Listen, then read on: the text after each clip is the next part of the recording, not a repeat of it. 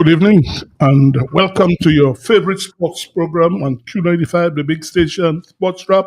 I'm Locke Sebastian and we have the full contingent tonight. And together with me is Ron Lander. Dr. Thompson and Fontaine. our man we forgot last week. And Imalelo Black. thank you. So everybody's on board tonight. We could have a nice program tonight. We'll be speaking about football. In fact, currently there's a important match going on at Stock Farm. We will have the PRO to tell us about that match as well as the team that got promoted to the Premier League. We'll have the noted Caribbean commentator Fazia Mohammed, who will join us from 7 to talk about the two-test series in Pakistan as well as the aspects of West Indies cricket. We'll have the scores from the regional 4-day competition, and also there's a futsal competition around here. We'll talk about it. But before that, as we know, guys, it's Calypso season, and we promise that every Thursday we're going to be talking about Calypso in our first segment.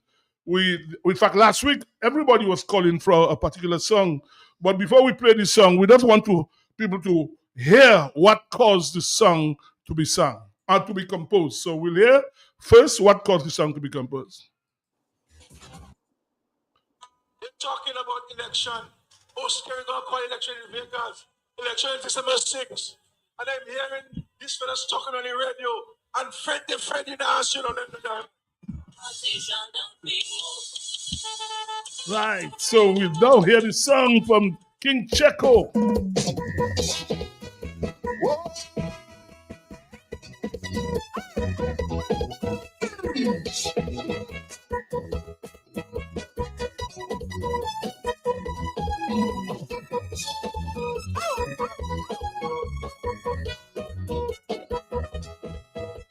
I've never been a priest, nor have been a pastor. But from where I stand, I see spiritual warfare. The things that we see, people going after. It is very clear that there are demons out there. But if we need to stop this evil spirit from invading our churches and public office, evil and good can be in one unit. We need to pray from heart to believe. Like here on the obia, pretend like you don't know it there. Things happening in our face, people behave like they don't exist. In Christians story 100-fold, but podcast can block the hole. My uncle wants to snap again, but this time I have uncle pray. So open our eyes and stop. The things they will do if we play Jeff and Momo. We have pastors from East and West, and black and yeah, man, that's scrambled.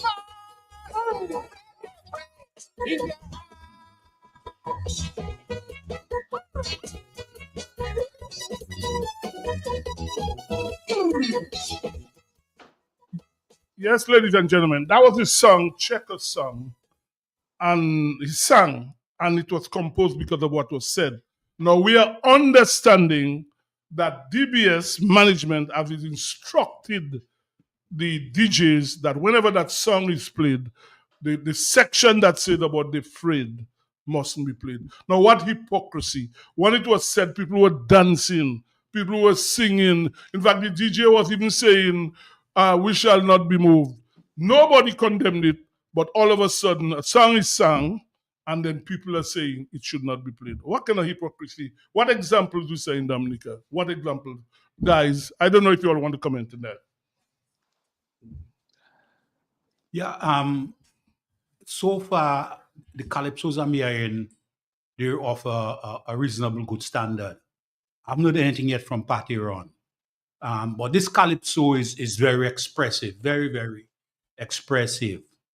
One thing I would like the Calypso Association to take into consideration. The Calypsos that have been sung for the competition, guys are paying attention to their lyrics, their melody, their verse, their chorus, and so on to ensure that they either qualify for the finals or they place in the finals.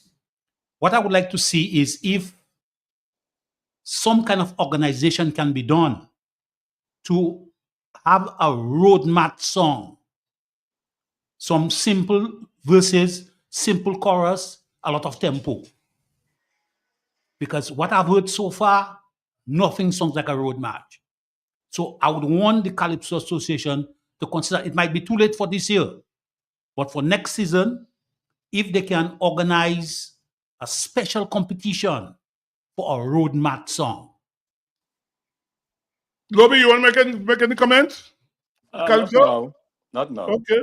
All right, Lobby, not into the Calypsos or what? Lobby, you haven't listened to Calypso? You have no favorite ones?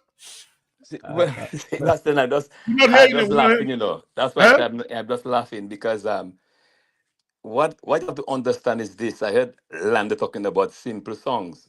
Gone are the days of Lapo Cabwit when you make people sing simple songs. Right now you have the electronic world now. So the songs have been played. I believe there are about 2 or 3 songs I believe that can hit, that can be on the road.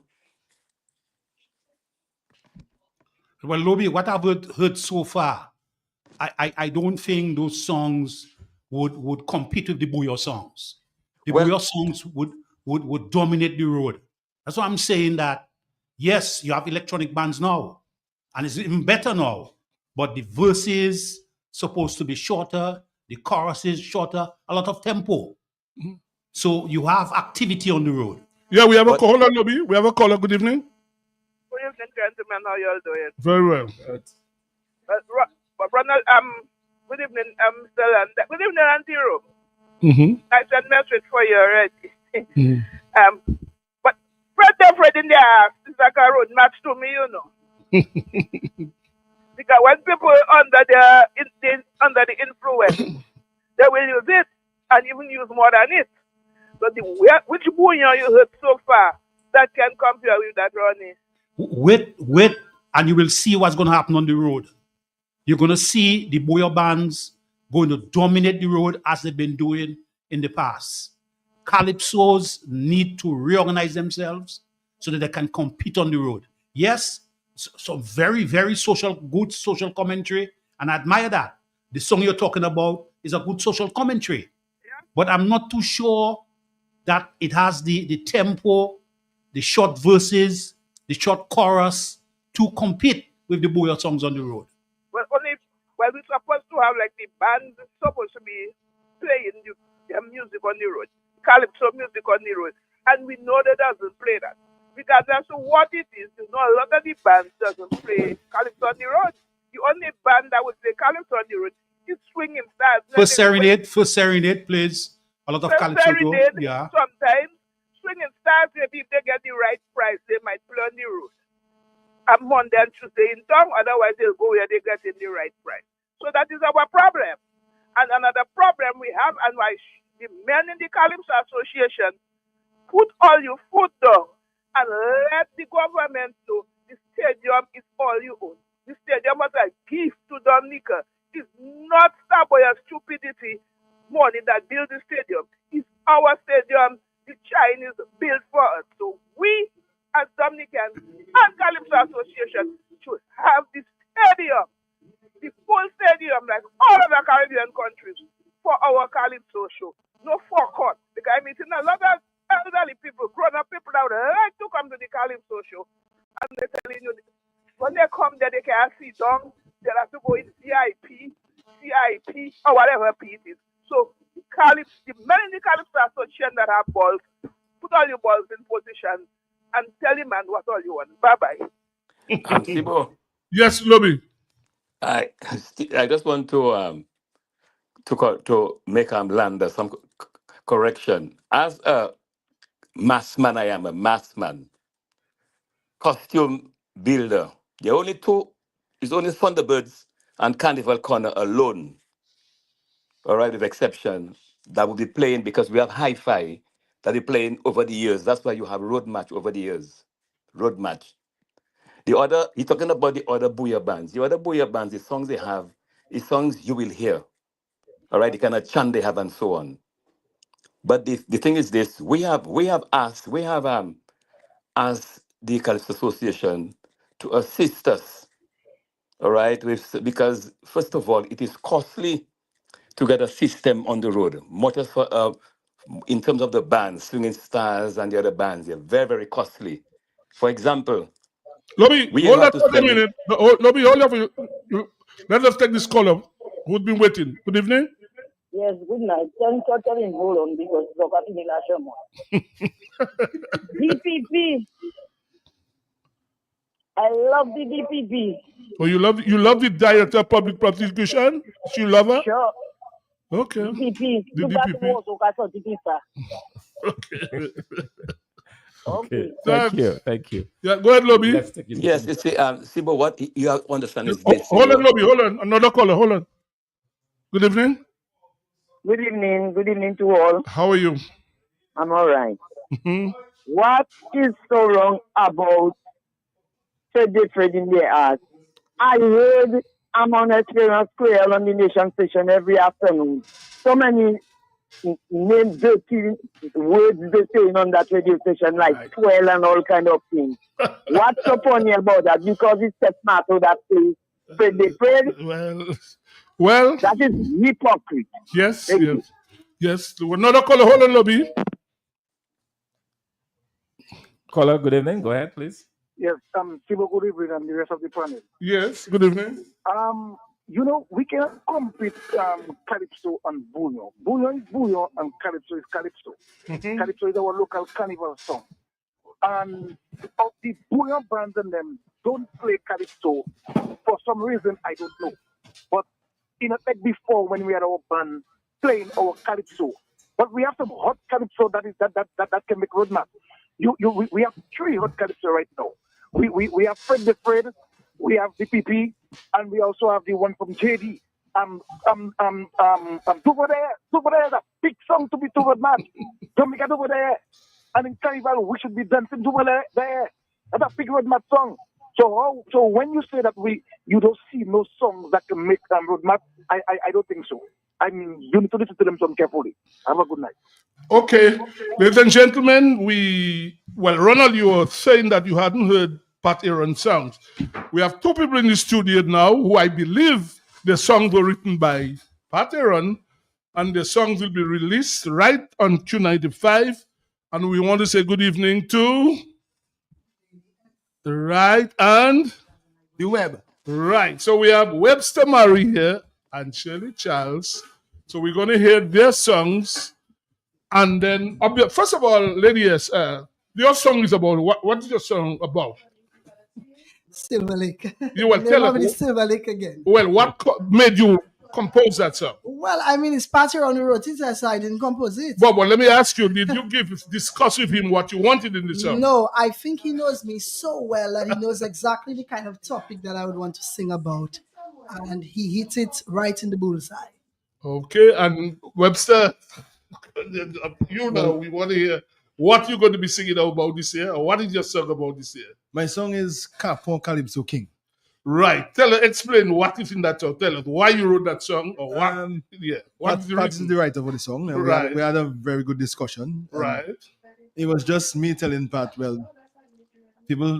a lot of people just speculate of who I am. Right. And it's not just being quiet. Right. I cannot just sit down and not be outspoken. Good. Very good. I cannot just be cowed. Right. So I speak my mind most of the times, but people just think that I'm on this side or on this side, and I don't know where I am. And people have to speak in this country. So I totally agree with you. It was coined very, very diplomatically. Nice. Masked, like they say in Calypso. Yes. So what we'll do, let's listen to both songs, and then we can ask listeners out there to call and comment. Let's listen to both songs now.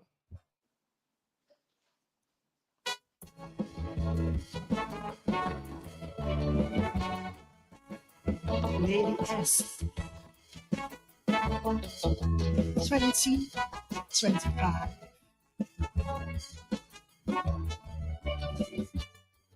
Still late again.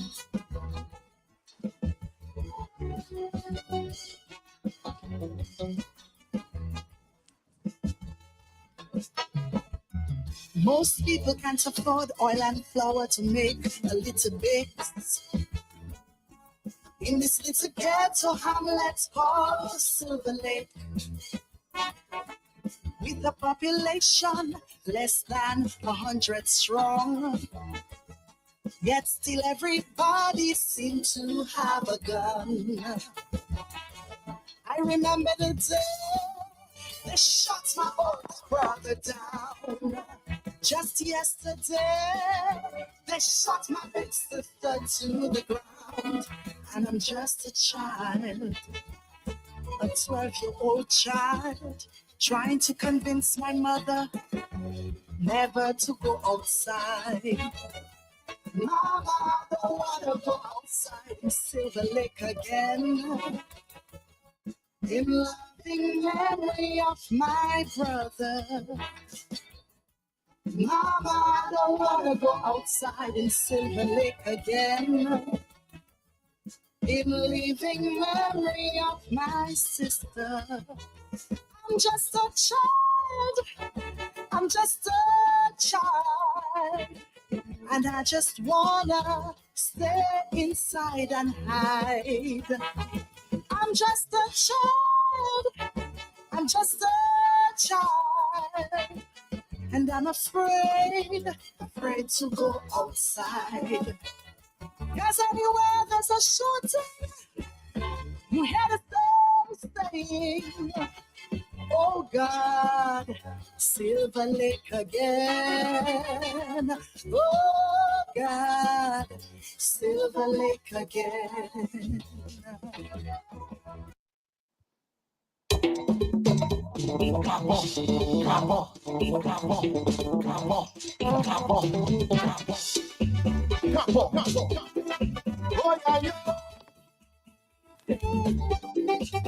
No lie.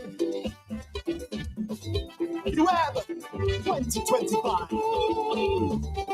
Come on, come on, come on. Mommy, oh, yes.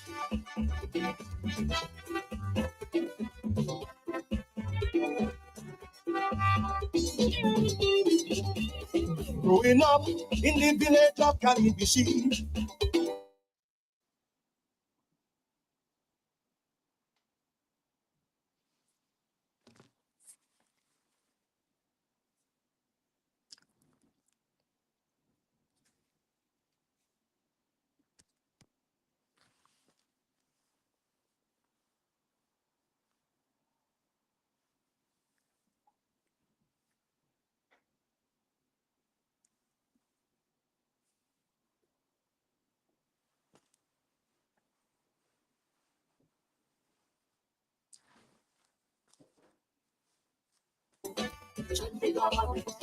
Employment opportunities are for foreigners, not for Chinese. You must chant the government. The government pays to report revenues of sales of passport. You must chant the government.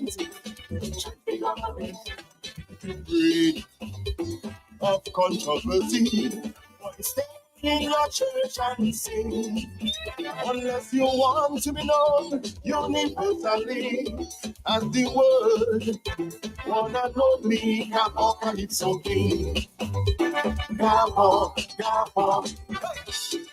Well, if you're not a dancer and you hear that song, you must dance, eh? Hey, Ronald, you talk about, you didn't hear anything Pat Harry, but you just heard a Pat Aaron composed song, and that you must dance when you hear a song like that. Yes. You must dance. Two great songs. Go ahead. I expect that quality from Pat Aaron. Well, the maestro. He's the maestro. The social commentary. Mm-hmm. But what I'm most impressed with is your vocal quality. Both of you all. I've said that to you already. I'm saying that to you, Webb. You all guys have high vocal quality. So you add significant value to what you're presenting. We have a call already. And always protect your voice. Whatever you need to do, protect your voice. Let's take the call. I'm sure they have planned it for both of these people. Good evening. Hello? Mr. Lafayette, yes? You should understand your music is just one note, you know. Mm-hmm. Your music, because listen to those calypsos are chords, man playing chords. Mm-hmm. But one thing, boom, boom, boom, boom, boom. And you love it. Boom, boom, boom, boom, boom, boom. And then you're thinking that you much big music they played, okay? Well, let's not criticize them. But we don't want to criticize them. We are. Okay? Yeah. Thank you very much. Thank you. You know, Go sorry, ahead. I wanted to say I heard Lady S the first time Right. at the Calypso eliminations. I was in Right. commentary myself and Bosso for Right. two. Right. And I thought you sang a little right in number 16, and I thought you were the best up to that point in terms of the singers I had heard. I thought it was a very powerful, emotional sound. It really speaks to the emotion. And as you said, her voice it really complements that song very, very well. Beautiful voice. You know, I'm hearing Web for the first time, and I'm already moving to it. But you must dance. You hear Web. Fantastic In one. fact, when I heard the song this morning, I mean, yeah. Lobby, you want to say something? Well, Sibo, I'm just happy that Web, is moving forward. That's all? That's all you want to say? Yeah, that's Web is moving forward. And Web, I think Web has the record of being the one in the most in the finals without getting the crowd. So I think it's about time you raise that. Yes. We have another caller. All right. Good evening. Hello, good evening, everybody. Hello, how are you? How are you, man? Hi there. Oh, I love the tune. I love it. I love it. Well, we have two of them there, it's tunes that we play, not Both of tune. them. Right. What's her name? Lady S. Lady S. Lady S has a sweet voice, just like Web. I love both of them. And tell Web anytime he go to the maestro, he must shine. Thank you. All right, we have more callers. Good evening. Good evening. Yes, gentlemen, good evening. Yes, good evening. I've been here in Western Maui for the first time, and it's a big one. But Sugar S, I was at the eliminations. When I heard Sugar S, I said that song gonna It's not Sugar S, it's Lady S. Lady S. Lady S. Maybe you change to Sugar S. Huh? It reminds me of that song Monty Gopi from Nayuka. Okay. Yeah, sometimes I hear it, I walk up to her in the show and I tell her she has a big song. It's the way she can deliver it and master the stage with that song. She can go for it. But that song that will be a big song this year. Lovely. All Lovely. right. Thank you, caller. But Webster, well, let's say the Web, that's your calling should I know Webster. But we have no caller. Yeah, all the lines going, man. Good evening. Hello. Hello. Yes. Good evening, Honorable Sir. Good evening, Marley. Everybody, and Yes. good evening, the one lady and the other Calypsonian. The first song, I listened to it good. I telling you how it is. It's a little bit sad for me when she's singing it. It's sad, right? And then I love this song. I love the words, but it's kind of a little bit sad. And then the last song, right? He just have to put a little boom in it.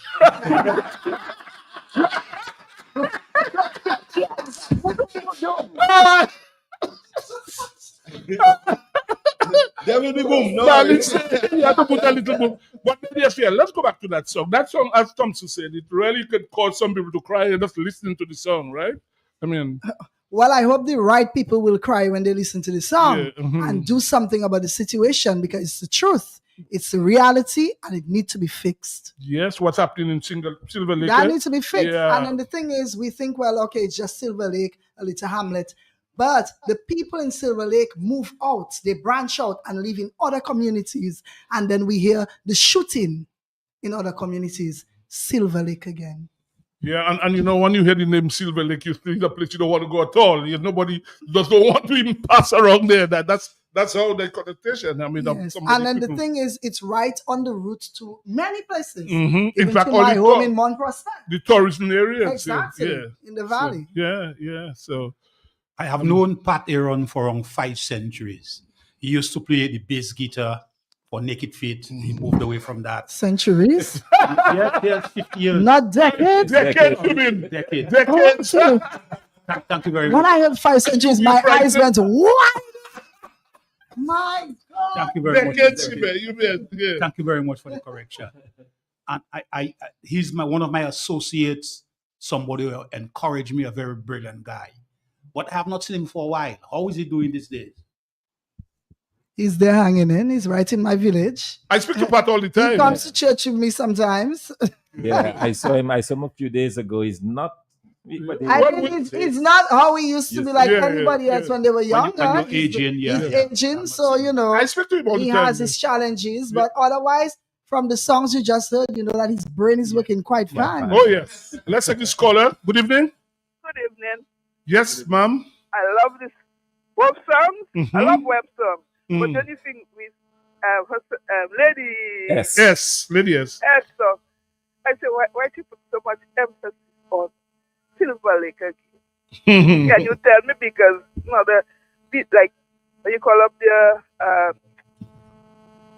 Water area and the places have a lot of everything dollars or something. Yeah. So when I hear that, I say, I love this song. You know I love your voice, and you know me, I love you. But I was saying, but why so much emphasis on Silver Lake? Two good songs. Just waiting for Saturday night. Have a blessed night, people. Well, she can answer the question you asked. Yeah, she's asking why all the emphasis on Silver Lake. Okay, so that is where my interaction with the writer comes in. You see, because Silver Lake is really just a representation of all the little ghetto areas we have on the island where these same things happen. You see what she thought about right away? The other ghetto areas. Yes. So that is the point of the song. That's Blue Blue there, right? Yes. That's the point of the song, Blue Blue, okay? Silver Lake again. You give us a little acapella just now. Let's take this next caller. Good evening. Good evening. Hello, caller. Next caller. All the lights going. Good evening. Yes, Sibo. Yes, Marlon. Once Pat Aaron alive, let me give him his flowers. He's listening. Up to Pat Aaron for all what he are doing for the Calypsonian. May God bless you and protect you. Not when he's dead, to give him his flowers. And the reason why she made that song in Silver Lake is it happening more in Silver Lake than the other places. You understand? So I'm telling the both Calypsonian, keep up the good work and don't forget the boodum, boodum, boodum. Yes, you want to give us a little acapella, man? Give us a little acapella. That's a little, not long. We don't want to make, because we know you have to sing on Saturday night. I have to go to practice right after. Right, that's a little thing. Quick, that's a little thing. Yeah. In Silver Lake, nobody cares about the law. But maybe it's because the law don't seem to care. The only official who ever comes around is the pal rep when election comes along. No leaving space, and there's always another child. There is no church. God has not been here in a while. Sinful living. You see, don't tell, don't ask. Because you will get a visit by a gunman wearing a mask. Wow. That's powerful. But let's take this next caller. Good evening. Good evening. Hello. Good evening, Sibo. Yes, good evening. Mr. Fountain and the other guy that there, Sportsman and Webb and Lady S. Good night. Sibo, this is Ronnie. Yeah, I know. I pick up the voice. Yeah. Yes, I want to thank Webb and the sister. But Sibo, before I go further, don't forget to contact me. I have a telephone number. It's 265-9673. You need to get the oil for Ozzy, the carried on, because they were very cold. Well, we'll see. Okay, I'll give you my number off air and then we can go because both of them have to go to practice. We don't want to go on too long. Go on quickly. Let me speak to Webb. Webb, good night. Well, he's listening to you. He's listening to you. Yeah. Webb, do you still do marketing and filming in Dominica for your tourism packages? I know you used to work with some tourism internationally. I remember you do some documentary by Cicero Waterfalls up by my area in Debois. Do you still work? Sometimes. All right, okay. Thank you, man. Thank you. Okay, no problem, man. Well, Webb, you can't go without you give us a little thing, man. I mean, that thing's so bugsy. You have to give us a little thing. Growing up in the village of Calibishi, singing church and religious songs. My single greatest wish was to come down to town, sing and win the Calypso crown. But fear of controversy delayed my opportunity until my auntie Aleba Zapata scolded me. Boy, if you're afraid of political controversy, then tell me what kind of Calypso king you planning to be. This is beautiful, man. If the poor rep living in luxury and supporters in poverty, you must shut the government down. You know, you're so right. The poor rep living in luxury and supporting in poverty. And that's something you hear in Dominica every day. People living in luxury and real luxury. So people that would probably never have lived in luxury, enjoying life, and people scrunting like in Silver Lake. Guys, yes, I mean, that's the beauty of the Calypso. It brings out what Dominica is today. Yeah. It's fantastic. Very illustrative. Do not be afraid to talk. That's what Calypso is all about. Exactly. Speak out on the issues in Dominica and Silver Lake and everywhere. And there are some Calypsonians now that are chicken, as they say. In fact, there's some now you don't want to listen. It's a waste of time. Some of them that before would sing songs that people want nowadays, that's a waste of them. You don't even know what they're singing now, some of them. That's a waste of time because they're scared of they affecting their masters, as I would say. Capo, Calypso. Real capo. Let's take this caller before they go because they have to go to practice. Yeah. Good evening. Good evening. Hello. Yes. One thing I want to say again to web and ladies, those are the songs you have to sing, on politically, what is happening in the country. You cannot go there and sing love songs.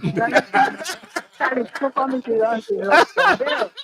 So you sing it, you're not defending anybody, you're singing on the issue. So web and that's what you have to do this Calypso time. No love song. Thank you, man. Okay, one last call on that and then we have to let them go because they have to go practice. Good evening.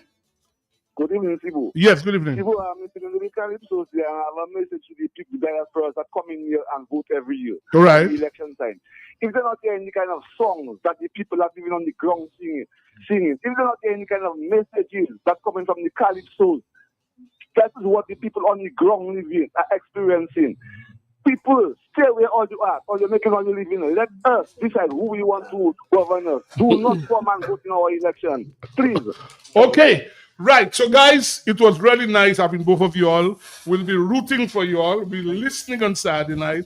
And I want to, Pat set up everything. I spoke to Pat so that both of you all could be here. Pat is the maestro, the great guy. Pat, good night. Thank you so much for coming, both of you all. You're welcome. I want to thank Sports Rap, though, because I remember a couple of years ago when I had Market Beast. And, the announcers felt that I was slighted in the competition, not going to the finals. Sports Rap played Mark of the Beast every time. Right. Thank you, darling. And I want to say thanks to my supporters, thanks to Pat. I always wanted to do a recording from Pat. Pat, right. And we had this relationship. Well, that's the big one, this one. The big one. And thanks to Nets of Reef for sponsoring me today. Nets of Reef, my restaurant. Right. Say it again. What's the number of it? Say it again. Nets of Reef, Calibishi. Well, tell people where it is. Calibishi, right next to the Catholic Church. Okay, so people can visit. So tell people that if you want a good meal, go to Calibishi. Nets of Reef. Okay, so everybody here. Good night. Thank you, guys. Thank you. So on that note, we'll take our first break, guys. Child, trying to convince my mother never to go outside. Before we take the New India Insurance Company has reopened its doors in Portsmouth, offering the same great services you get in Roseau. Motor vehicle insurance, home and business owners, fire and related perils, public liability, and so much more. Come, visit us today for insurance with a personal touch on Bay Street, Portsmouth, or call us at 445-4023. We are ready to serve you.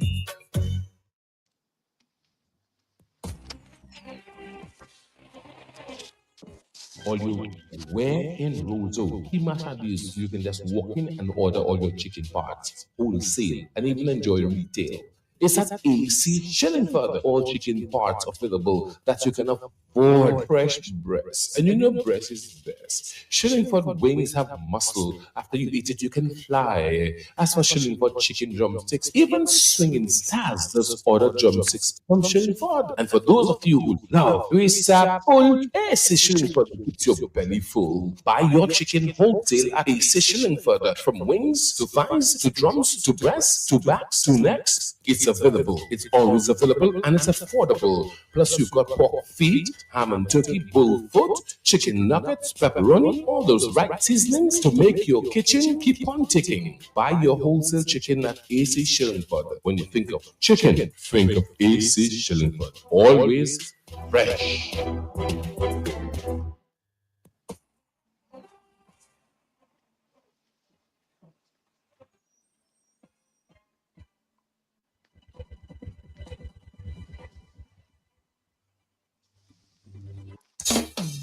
Dominicans, enjoy your property, protect your property. You homeowner and businessman, protect your property, enjoy your property. For the hurricane can't wait, till you flood again can't wait, till your roof fly out and all your business coming out. Remember, no insurance company will insure your property when a storm is approaching. Get ahead of the hurricane season and insure with a company who gives you the assurance of payment for your valid claim. Come speak with us today at the New India Assurance Company Limited, upstairs AC Shillingford and Company Limited, 24 King George Street, Roseau. Bring along an up-to-date valuation from a qualified engineer and get insured today.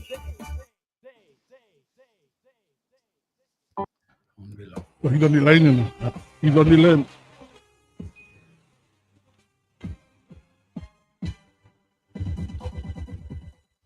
Yeah, what I want to say very quickly, following up on the discussion that we had there on Carnival, I would want to send a message out to Dominica Discovery Authority and also the Carnival Development Committee.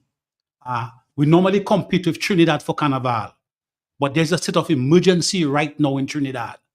So this is an ideal opportunity for us to exploit the situation, to go out there and promote our Carnival. It might be a little late. I heard of a press conference today in St. Lucia, but it is something that we can pursue very aggressively this year to let a lot of people come to Dominica. Yes, okay. On that note, we'll speak now to on the line we have the PR of the Dominica Football Association, Mr. Ebby Lawrence. Good night, sir. Good night, Mr. Sebastian. Good night, Dr. Fountain. Good night to the listeners of Tonight's Fight. Happy New Year to you. That's the first time we're speaking to you for the year. Indeed, Happy New Year. And everybody's there. Lobby is there. Dr. Fountain is there. Ronald is there. The whole crew is there. Right. Good evening to the team. Okay, Ebby, first thing, I know you had a match now. What's the latest score in the match you're currently on? They are just warming up to get started in the next 5 minutes. And what match is that? This is the match that will determine whether or not St. Joseph LFC makes it to the Premier or PDJ Caribbean Point Michel retains their Premier status. So it's a match deciding if a team will be promoted or the other remains. Right. Now, you had a final over the weekend, right? Tell us about it now. Yes. Last weekend. Well, an excellent final after such a horrid way the first division ended, but nonetheless, we want to congratulate DSFC out of Point Michel. No, Ebby, hold on a while. I keep hearing that in the DFFC. That's the acronym for what? Because if you ask most people, they wouldn't even know what you're talking about. DFFC, I hear that all the time. What is that? Tell us. I will get the name for you in a subsequent newscast, but I know it as DSFC, they registered as DSFC. Yeah, but we want to know what is the name of that team, DFFC. Is it the acronym for what? I'm saying I will get the correct name for you and let you know, but as a registered club, they are DSFC. Out of Point Michel. So it's DSFC. They emerged victorious after such battles, and I must say, they showed the fortitude and the real determination as champions and what it took. Actually, they played their 45-minute game prior to the finals on Thursday with Center Mighty Avengers, and they played 8 men down, and it really showed after 45 minutes, the game was locked 1-1. They went for 15 minutes, nothing happened. They went another 15 minutes, nothing happened, and then they had a penalty shootout for which DS emerged victorious, and they were to meet St. Joseph on the finals on Sunday, and they won St. Joseph 1-0. What you saying? One team had 8 men? Yep. Which One team? team had 8 men. Which team? DSFC. You mean they won the match with 8 players on the field and the other team had 11? Yep. That's what I'm saying to you. So it shows, like I said to persons, the talent and the commitment of our very athletes. And I must say, going forward for the new season, we will see quite a different breed of football coming in, because the FIFA coach is here, that's Mr. Hurd. And from the time he landed, he's on his feet. We will want to get him on Sports Rap though, in the studio. We want to have a chat with him.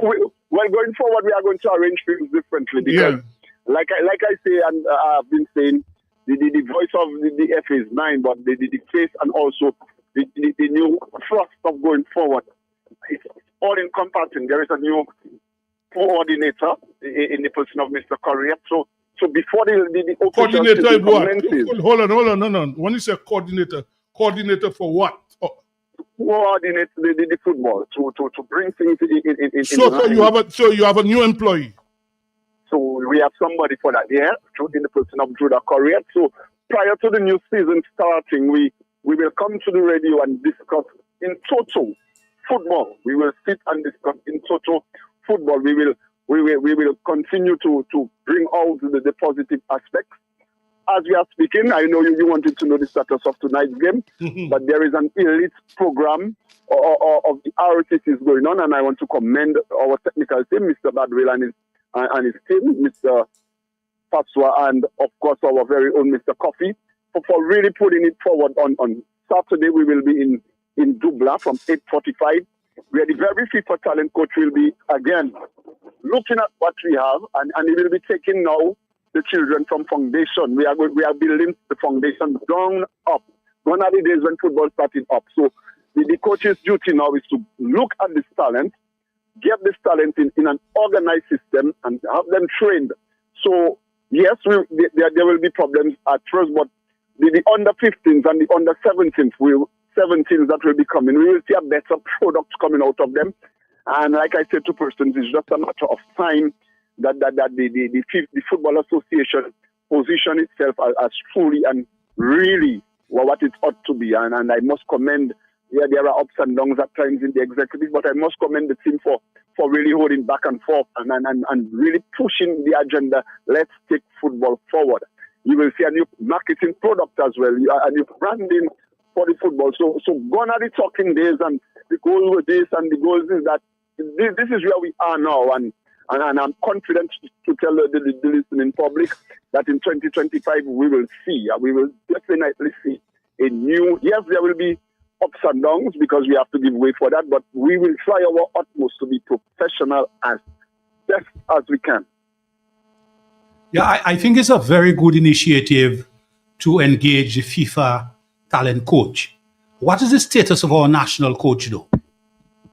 Well, for now, we are in discussion, and in due time, the necessary parties, meaning the public and also the very coach, will know where we stand going forward. But as we speak, I cannot disclose full details as yet.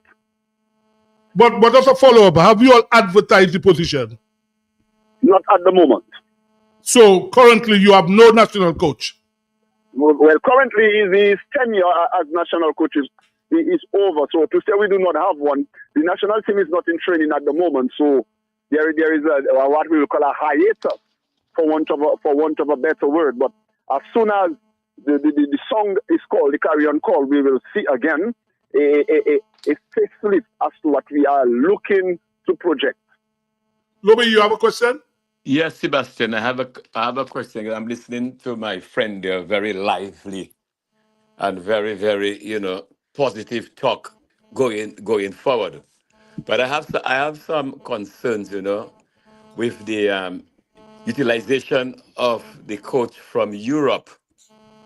All right, because I think if the football, that is my I look at if the football has to move forward in Dominica, I think first of all, the coaches, The coach is supposed to be assisted by this foreign coach, this individual Well, from FIFA to help. well, Mr. Listen, Mr. listen, listen, Lublak, listen to me. Okay, listen to me, please.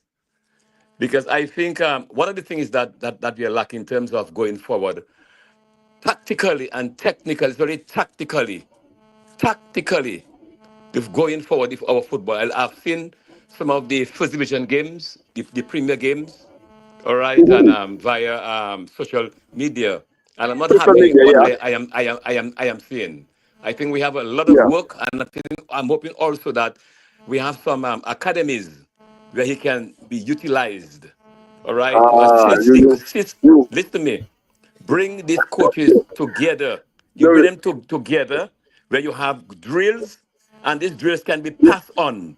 All right, you can have you are sessions regularly with these coaches. you are speaking you are speaking the language that is about to be implemented this season, Mr. Lublak.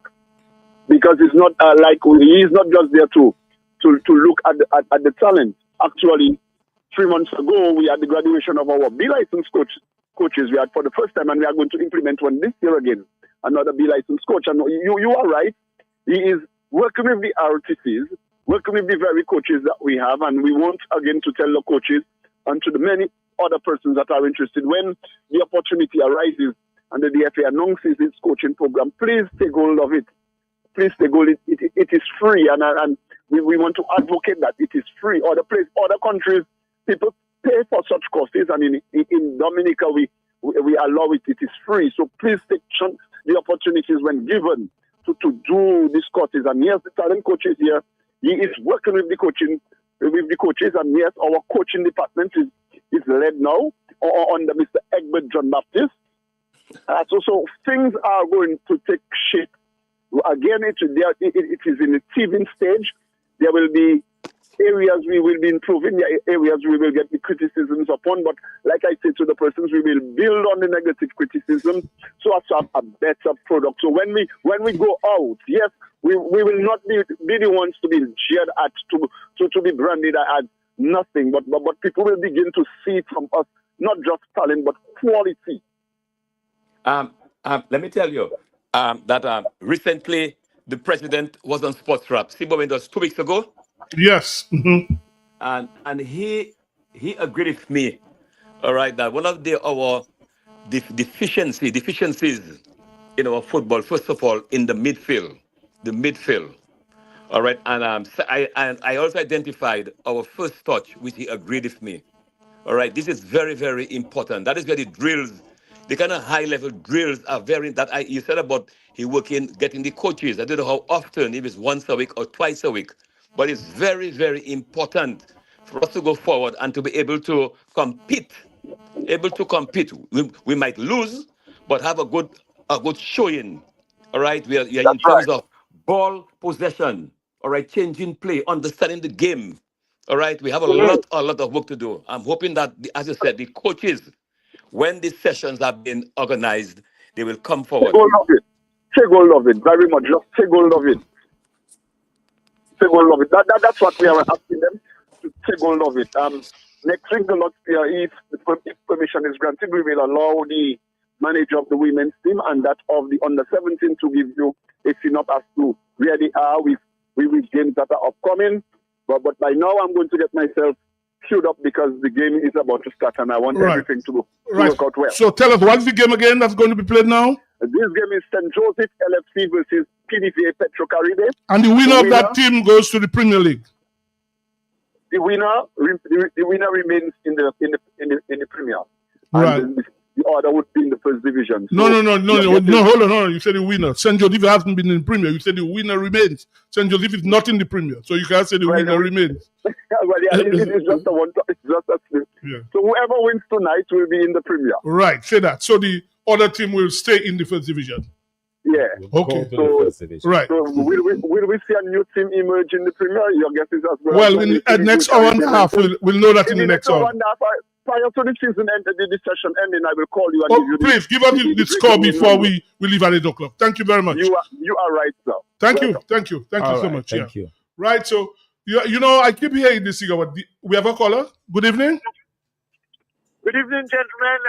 The Honorable Mr. Sebastian, how are you? This is Ronald Charles here. Well, I've never been an honorable. You are the honorable. So go ahead, talk to us. Good night. Good night, sir. I heard you speaking of Calypso. I have a song to release. You did not talk about it. No, well, we didn't It know. was You very must tell us. offensive when you did not talk about my new song. No, well, I didn't know that. So when are you planning to release that song? Eh? Whatever you tell me to come in. No, well, we I will be just happy wanted to have talk you a little next bit week. of- Go ahead. I just wanted to take an opportunity to say good evening to and a lot of people hate me to say this, but I say it with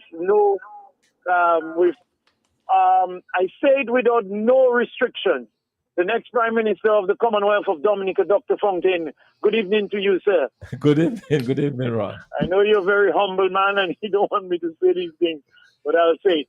But let me just say to the panel, good evening to you and thank you for the opportunity. The Dominica Cycling Association is once again back on the run, and in March our season will be opening. A matter of fact, as we speak, Mr. Coab Baron, who is the defending champion in Bahamas, will be participating on the 8th of February in a two-stage race.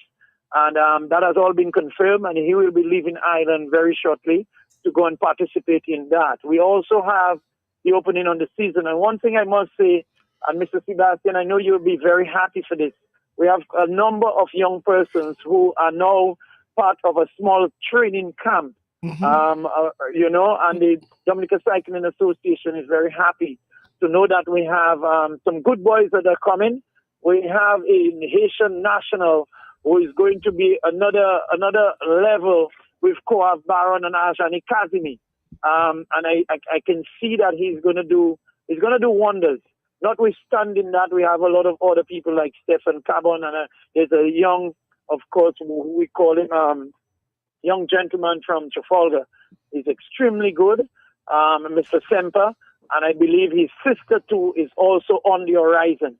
So we have good things coming for the 2025 season. We are asking all cyclists to, go according to what we have always preached. That is to ensure that they wear their helmets and be careful on the road, because they too, notwithstanding they don't have a number plate, they do have a responsibility to follow the traffic signs. And we're asking all motorists to continue to give the cyclists a little bit of respect, because we too traverse the roads and corners of Dominica and would like to make sure that, we save lives. One good thing that I must say is that in the Kalinago territory, we have two promising cyclists, which we have donated some bikes to. And all in all, the Dominica Cycling Association continue to promote cycling, continue to get our young people engaged, because we believe there is no way we cannot have more than one TLR4. And we believe we will in time to come in different sporting disciplines. That's why we believe the investment in sports is fundamental.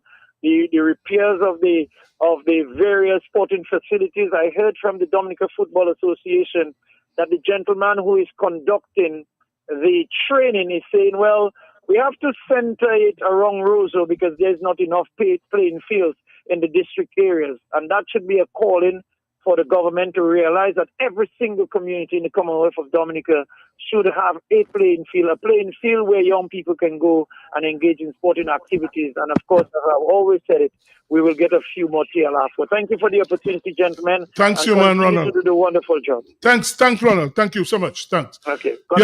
Okay, guys, we are waiting on Fazia Mohammed, the ace commentator, who's going to join us soon. But there's something I want to speak about, guys. And I spoke to Ronald Lander about it. Lobby, you're saying something? Yes. Can I go ahead? Go ahead. Yes, because last week, as I wasn't present. I just want to you're aware of the death of Bertrand Bruni. We spoke about it last week. Yeah. But I don't want to say something as a former president of the Dominica Building Association, and as a friend of mine. Okay. He's a first cousin to my wife. All right, Bertrand and I, we go, way back, in terms of bodybuilding, karate. We started in Bath Road, and then and then he moved to Patience Gym, because Bertrand first started doing karate. Then when he get into weightlifting and bodybuilding, he really enjoyed it, and he stayed there and he grew. as a formidable opponent, at the local and regional level. It's rather, to say, just sad that, he departed so soon. But when you make a call, what can we say? I would like to extend condolences to his wife and his children, and also on behalf of the members of the Dominica Building Associations and friends of Bertrand Bruni. We have our main guest on tonight, the famous, the ace commentator, Mr. Fazia Mohammed, a man who has commentated on many international matches. He has a popular TV show in Trinidad. I think it's TV6. I'm not sure. Maybe he'll correct me. He comes on every morning, I think from 6 to 10. No nonsense guy, a guy you can depend on for the truth and facts. And we are happy that he has joined us on our program, Sports Rap. Good evening, Faz. Good evening, or should I say bonjour, bonjour? Oh, well, bonsoir, bonsoir, not bonjour, bonsoir. Bonsoir, bonsoir. I'm still learning. Oh, bonsoir. Thank you, Faz. With me is Dr. Fontaine. We have Ronald Lander and Emmanuel Loblack, the other host with me. But Faz, I hope the Empress allow you to sit down in the right place, right? Well, as I said, I have to get permission. I don't make mistakes with that. I know who's the boss wrong here. As I told you already. Thank you for that, Faz. Anyway, Faz, let's get straight to business. We're here to talk about cricket, the two-test series in Pakistan, and the other aspects of West Indies cricket. Faz, obviously, most people probably were surprised and didn't expect West Indies to win the second test match in Pakistan. I don't know if you were one of those. Very much so. Very surprised. Because you felt that even if the West Indies were consistently competitive, you just felt that because Pakistan are familiar with those conditions, the West Indies are likely to collapse at any time, that they would lose. And therefore, a year after that famous victory of Australia at the Gabba, which shocked all of us, certainly I was shocked. This one was a pleasant surprise, maybe not as much of a shock, because remember, Pakistan are struggling, not as badly as us, but struggling nevertheless in the World Test Championship.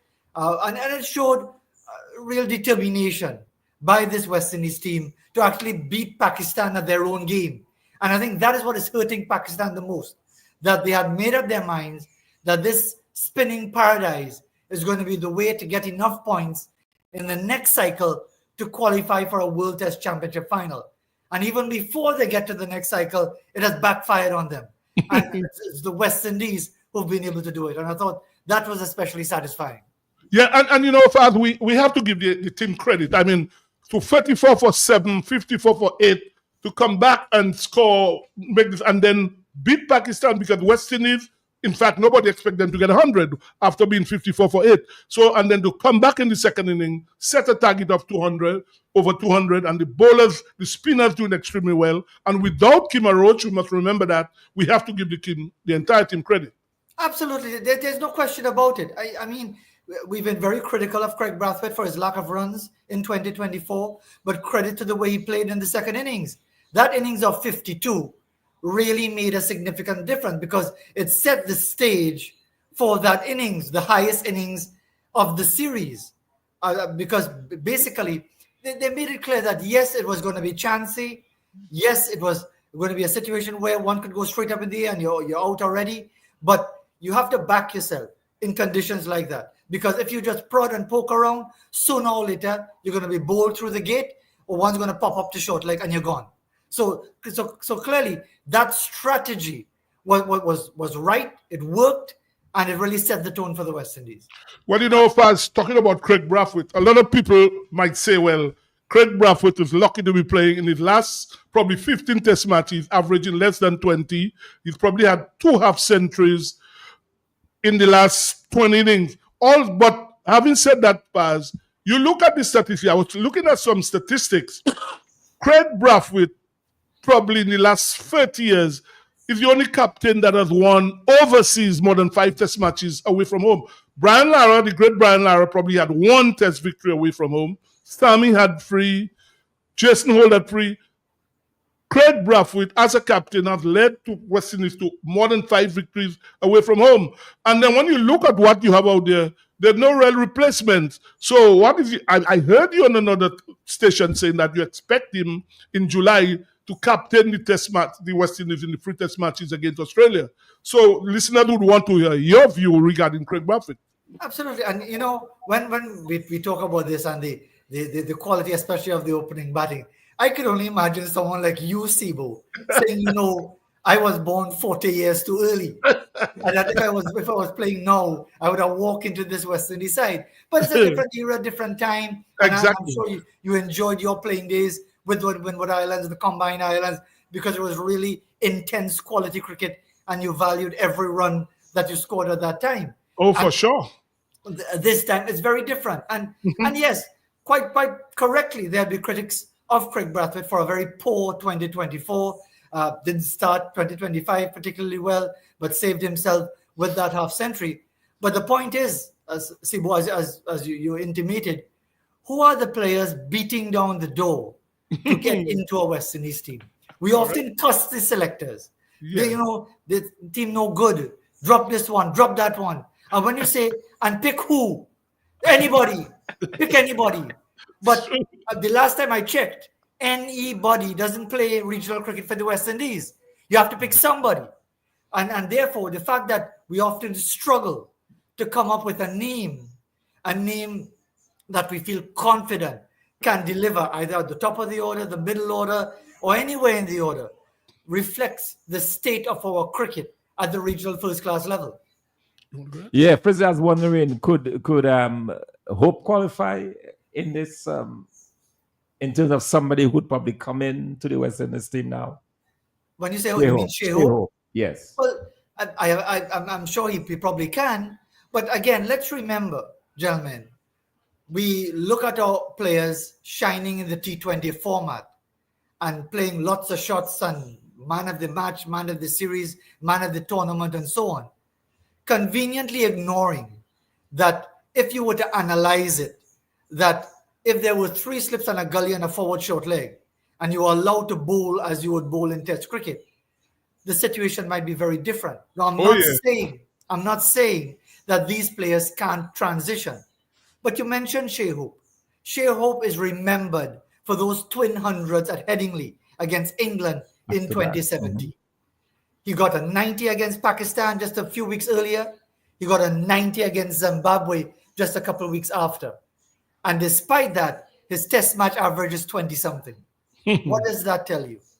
And therefore, I don't think it's an automatic transition that someone who excels in the T20 format, even someone like Shea Hope with quite a bit of test experience, will automatically succeed at test match level. I understand the point that you're making, but I don't see it as an easy fit automatically. Yes, Fazia. I would like to get your ideas on the stabilization of West Indies cricket. What we've seen recently is players pursuing their personal endeavors. We see Moti and Hope going to play one-day cricket in Guyana during international cricket in the West Indies. Hope and Rutherford leaving to go play international T20 cricket while West Indies was playing cricket in the Caribbean. Alzari Joseph going to play T20 and in the UAE and not toying to Pakistan. Sharma Joseph claiming that he had injury and could not play, but he's in South Africa playing one-day cricket. So you see a lot of players, for some reason, they don't have any commitment to West Indies cricket. I saw Michael Holden recently on the television, it's some symposium in Trinidad, talking about the status of those players and how players, the life span, the life area of guys playing cricket is very short. So guys have to explore different opportunities. So it's very difficult to stop them from going out to play. Then he spoke about the West Indies Cricket Board not managing its finances very well. And he cited a audit report where monies went astray. So what can be done? Because we saw recently in Pakistan a bit of a turnaround with some young new players. What can be done to stabilize West Indies cricket? Well, I can tell you, around here, the word turnaround is banned. Because we've been using turnaround for about, what, 30 years? 30 years. The thing is, for those of you who might be familiar with Trinidad and the capital of Spain, Sorry. there's a place called the Queen's Park Savannah, where the traffic goes one way. It's probably one of the world's largest roundabouts. Yes. And that is, to me, the essence of what West Indies cricket is. Because we always turn in a corner. We always are introducing new players. We always in a rebuilding phase. We always in a work in progress. And therefore, let's take your points step by step. You referenced the issue of players turning their backs, if you want to use that phrase, on West Indies cricket to play franchise cricket, where the money is a lot better and so on.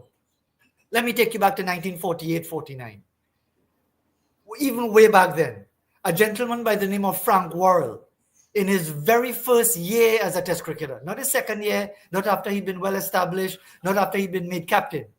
In his very first year as a West Indies cricketer, refused to go on the 1948-49 tour of India, the first time the West Indies ever were going to play India. And he said, I am a professional and I expected to be paid like a professional. And he didn't go. Let's fast forward. Let's move into the 1970s, Lockhart Sebastian's time, when we know all too well Kerry Packer and what happened in Kerry Packer. Virtually the entire West Indies team, with the exception of Alvin Kalicharan, went off to Kerry Packer for 2 Australian summers and then also in the Caribbean in 1979. And the West Indies went to India, played 6 test matches without those players, with Kalicharan as captain, which actually allowed players like Malcolm Marshall, like Sylvester Clarke to be blooded, which allowed someone like a Larry Gomes to come back into the test fold. So this idea that now, because the franchise format has mushroomed, it's taken over the game way more than Lancashire League cricket in the time of Frank Worrell, Kerry Packer in the 70s. It basically is the avenue for so many of our young players. And let's be real about it. As much as we may love West Indies or claim to love West Indies and love West Indies cricket, would we, in our playing days, if we were good enough to attract an offer from a franchise in the South African T20, $100,000 to play for a few weeks, rather than stay in the Caribbean, struggle, you may get picked, you may not get picked, and so on.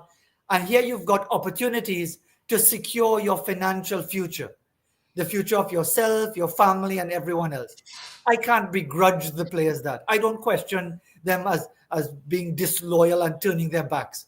What they are doing is capitalizing on their youth, because as a sportsman or sportswoman, you've only got a limited time.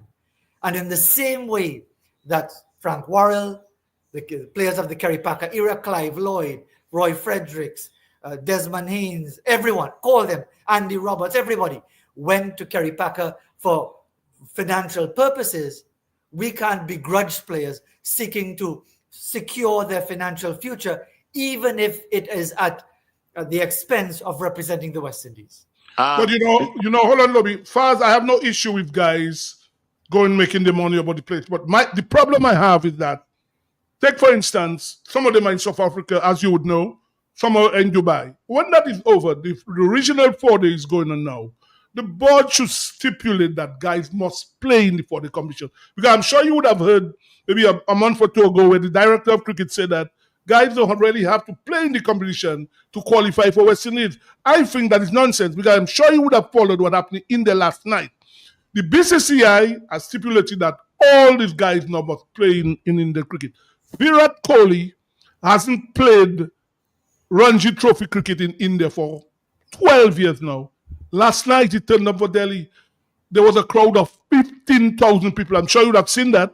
Policemen were all over the place as security. That is, and in fact, that is the kind of thing we want to see, where the guys, when they're available, they must play. I don't know how you look at that. All right, let me give you a response to that. The BCCI is by a long, long, long way the richest board in the cricket world. Yes. So when the BCCI said jump, you say how high.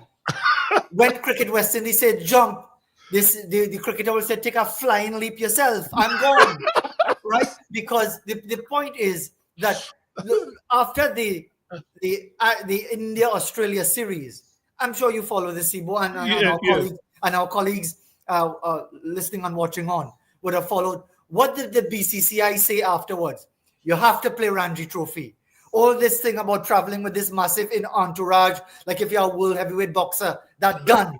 All of this thing about traveling on your own in your big fancy car with your family, that done. And did you hear any player say who the hell is the BCCI to talk to me like that? True. No, because the BCCI is the biggest dog in the yard. The Cricket West Indies is not even a Pompek or a Chihuahua. The fact is that Cricket West Indies does not have the resources to even venture to demand of players that you play the regional game. But I understand your point, Sibo. And that is where consultation comes in. That is where discussion comes in. That is where you say, look, the days of the colonial masters are over. You can't tell me what to do. And you can't deprive me of labor or revenue. But what you can do is let's have a discussion. Let's have a dialogue. Let's talk to our players and say, look, we want you all as best as possible to make yourself available for as many matches as you can in the regional game, because we think your presence will lift the standard, will encourage others. By your professionalism, you will help others to develop. We're not preventing you from playing franchise cricket, but we're asking for your consideration for the sake of West Indies cricket. And let's not forget, it's West Indies cricket that has given these players the platform to reach where they are, whether it is a coaching school in Roseau or a coaching school in somewhere near the airport in Melville Hall, or whether it's some coaching somewhere around the Caribbean.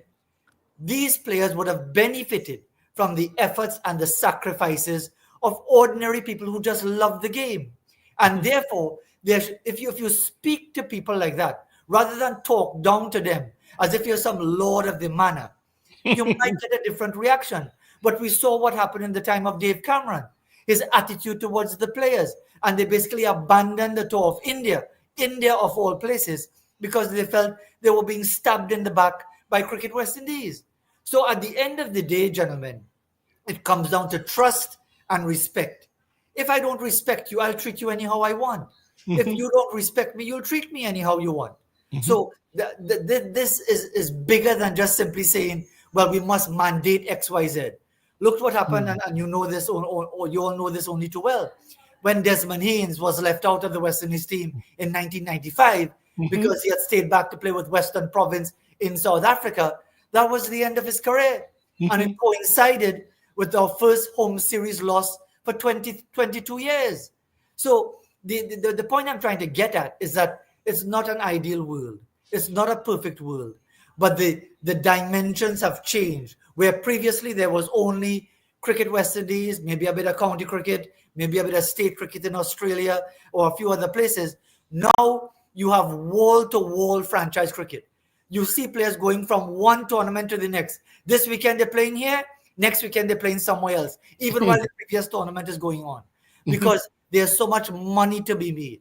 And if we don't wake up to that reality, we'll continue wanting to lay down ultimatums, and the players will be saying, man, you could lay on how much ultimatums you want. I gone. Lobi, you had a question for Faz? Yeah.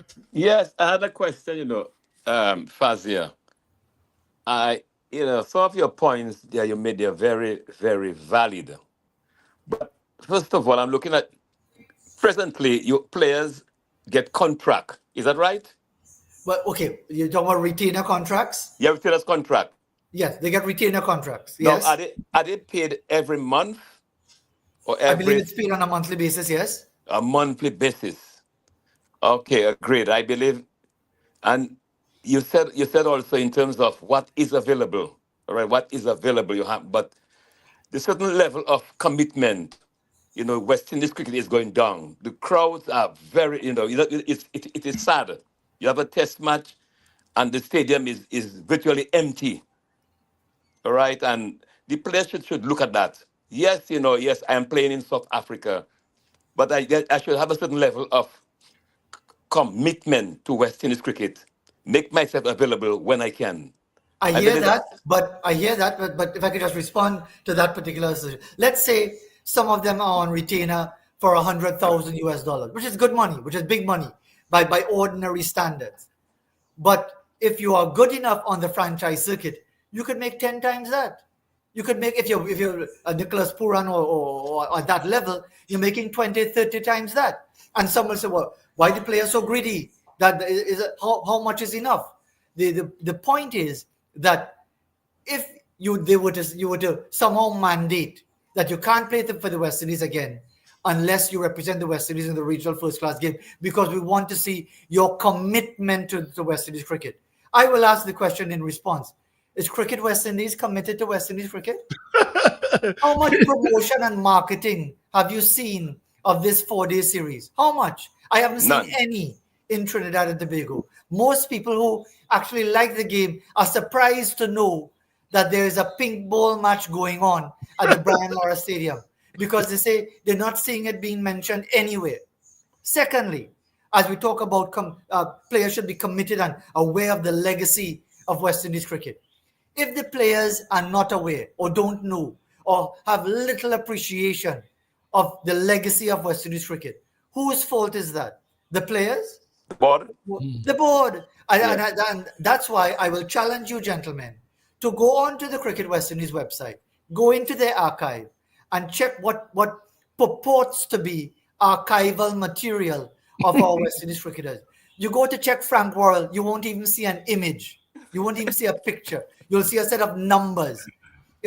So it's almost as if these players don't matter. And you have the same individuals like Kishore Shallow at the centenary of the birth of Frank Worrell on August the 1st last year, talking about the great legacy of Frank Worrell, and that it's important that we know it and learn it and whatever.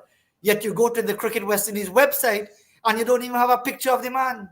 The point you made also, which I agree with you, dialogue. I believe dialogue is very, very important. I agree with you right now, where you can sit around the table with these players and come to an agreement in terms of representing West Indies right now. Do you agree with that? Absolutely.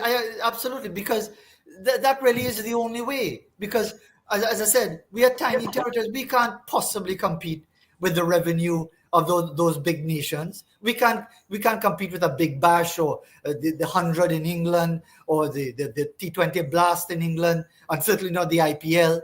We can't compete with the ICL in India. We can't compete with the SA20 because they're all funded by India. We can't compete. So therefore, if you can't compete, do you say, well, look, even if you know nothing about the legacy of West Indies cricket, I expect you to bow down to the legacy of West Indies cricket and sacrifice all those franchises out there and come and play in front of 10 men and a dog and 2 snow cone vendors and make monkey money. First, let's go back to the series. We must speak about Jomel Warrican. You look at the two, himself and Moti. Obviously, most people, you go to Pakistan, Moti would have been the frontline spinner.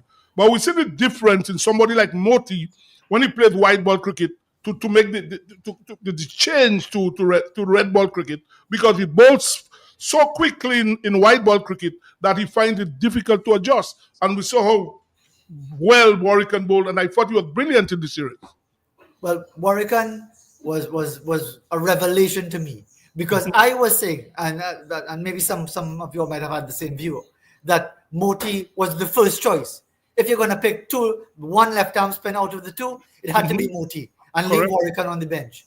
As it turned out, Warrican was the main man, and you're quite right, Sibu, that he changed his pace, he adjusted, and therefore he adjusted to the conditions, and all credit to him.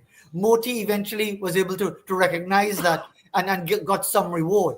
But again, it's that legacy of so much white ball cricket. I'm sure you remember the days facing up to Rafik Jumadeen and so on. From At Trinidad Irshad and Tobago. Ali. How he would take his time and flight and guile and so much of that. And indeed, what we saw from Jomel Warrican was quite a bit of that. That he was let the pitch do the work. You just float it up, tantalize the batter, draw him forward, beat him through the gate, and he got the reward and he fully deserved it. And I thought it was really an outstanding effort from Jomel Warrican. Now, Faz, I want to go to the coaching part of it. Andre Coley, almost a year from now, led West Indies to draw the series against Australia. He had a drawn series against Bangladesh, a drawn series against Pakistan. Before the series, he was fired before the series started the series against Pakistan. What do you make of this thing about having one coach for all formats? The coach, as you know now, there are no selectors. Nobody knows who's picking the team. Don't you think really Kohli has been hard done by? I think this thing was badly handled in the same way, and I'm sure you recall this as well. In 2004, when the West Indies hired their first foreign coach in Bennett King, the Australian, Gus Logie knew that he was already fired as coach because he was coach of the team for the Champions Trophy.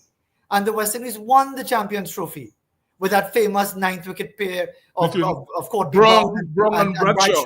Yeah. And the West Indies won. So I say that to say that surely there was a better way of handling this.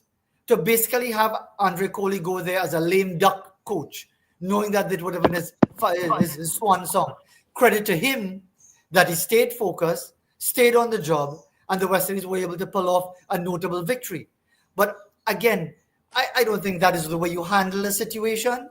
If you were thinking about it, if you were in any place of employment for some time, and even while you're sitting down there, you realize that they've hired somebody else to take your place, and that person is already getting ready to take your seat while you're still there doing your job. How would you feel? And also, that's one side of it, the way it was done. From what I understand, and I stand to be corrected, the intention of that meeting was not to sound out Darren Sammy as to whether or not he wants to be test match coach as well. It was an assessment of his role as white ball coach. And as it turned out, they said, well, okay, since you're doing so well, here, take the red ball coach thing now. But he hasn't done so well, Faz, if you look at the statistics. Precisely. Yeah. This is my point. You know, the thing is that, is it about expediency? Because Sammy is well connected with a lot of the white ball players, and maybe they might hoping they could persuade some of them to come and play red ball cricket. That's not how you do things. That's not how you do things now, or 40 years ago, or 70 years ago. You in this place called the Caribbean, we have a problem with transparency and accountability. I don't know what it's like in Dominica. It's not my place to talk about what it is in Dominica. But I can tell you, in Trinidad and Tobago, transparency and accountability is like cuss words to politicians. They don't want to hear about it. Right? Well, you know, Father, I want to ask you a question as you talk about the politicians. I heard your Prime Minister, and by the way, I want you to be safer. I heard your Prime Minister. I want to know if that is a fact.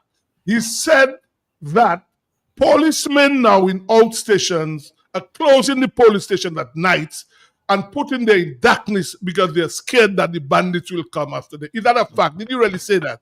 He said that in Parliament. Of course, it was refuted by the police and refuted by other agencies. But he said that. I mean, Trinidad and Tobago is a madhouse, you know. This is the first thing you need to understand.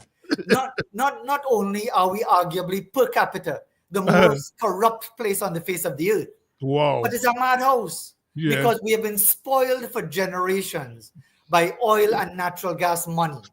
So everything is about corruption and thieving and basically papering everything over with money. Now that the money is drying up, you see the problems coming to the surface. And therefore, imagine we are in a state of emergency. Trinidad and Tobago, we're in a state of emergency because of a record-breaking level of murders from 2023 into 2024. And yet still, all people could talk about is where's the next fete for Carnival coming up just now. Right? So this is not a serious country. So you're going to have Carnival in a state of emergency? Sorry? Are you going to have Carnival in a state of emergency? Yeah, and we've had that before. So the thing is, This is a state of emergency. That's a joke because there's no curfew. There are no real limitations. Basically, all that, and people are genuinely concerned about it, this state of emergency allows the police to arrest you without a warrant, to come into your home without a search warrant. And that is the worrying thing. It hasn't really stymied the level of murders to a significant level. It's gone down, as obviously it would if you're in a state of emergency. It's automatic, but it's still going on crazy. But I know it's an aside, but yes. And Okay, one minute fast. He did say that. What is your opinion of Cricket West Indies management? It's terrible. It's terrible. And it has been terrible for a long time. The results show that, and not just the results, the grassroots level. How many of you all had noticed what happened to our under-19 team in the under-19 Women's World Cup? Scores of 44, 53, 62. Those are scores that you would get from Papua New Guinea and Argentina and Western Samoa or something like that. But I don't know if people are not recognizing this, that the game is in danger of if not dying completely, because there's still a lot of youngsters around. I'm involved with a little coaching program here in my area of Trinidad, and we have lots of eager youngsters. But are we teaching them the right way? Are we promoting excellence? Are we basically just halfway coaching them and not letting them appreciate what it means to excel, to be the best, and to aspire and strive to be the best? But again, to answer your specific question, Cricket West Indies management is a joke and has been a joke for a long time. Well, you know, there's a follow-up on that, Paz. You've known about the Webby report. Don Webby has, I think he did 3 different reports for different presidents.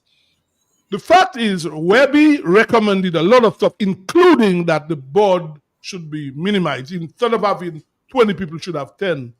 What I've noticed now, all of a sudden, some people on the board, or probably the president and his deputy, all they focus now is an extension for the two of them. They're not concerned about any other thing. That is all they're interested in. Sibo, this is going to be my final comment for now because I have to leave at 7:30. But right. Anyway, you mentioned the Weeby report. You can go back to the PJ Patterson report in 2007. Right. Even before that, the Justice Lucky report, the Wilkins report, the Barito report, which all said the same thing. And if you are going to pretend to implement everything else, it's like somebody saying, you know, I have a brand new car, polish, it tune up, it pretty. It's the prettiest car driving down the main road in Roseau, except that it can't drive because I didn't put any gas. And I don't have no gas and I don't know what. We are going to find gas. What you're saying? If you're not really serious about implementing the report with its fundamental recommendations about reducing the size of the directorship to avoid the politicking that is poisoning West Indies cricket, and you refuse to do that, then you're just wasting people's time. Correct. Well, fast on that note, I mean, I know you have to go. We'll do that again at some point. I know you're not a Carnival man. I know you will be safe. I know you have your program in the morning. Is it TV6? I forgot which station. Sibo, I retired from that program 2 years ago. You gave up that one too? Long time, 2 years ago. Because for the same things I talk about, it was because they don't want you to speak out. Yeah, I know that. Yeah, I mean, I know you were a guy. It was causing me too much frustration to talk about the same thing every morning for 14 years. Wow. And nothing changing. As I tell you, this place is a madhouse, you know. Well, here is similarly like yours, fam. The only thing, we don't have the murders like you. We are safe here. I'll tell you that. We don't have the murders like Trinidad. But here is old mass here. All sorts of nonsense happening in this place as well. So, fam, on behalf of all the guys, I just want to say thanks to you. We'll do that again at some point. Thank you so much for joining us. Absolutely. My pleasure, gentlemen. Take care. Bonsoir. Thank you. Bonsoir. Right. Thank you, man. Yeah, nice catching. We have to take a break now. Hold on, we have to take a break now, Lobby. We have to take another break now. Yeah.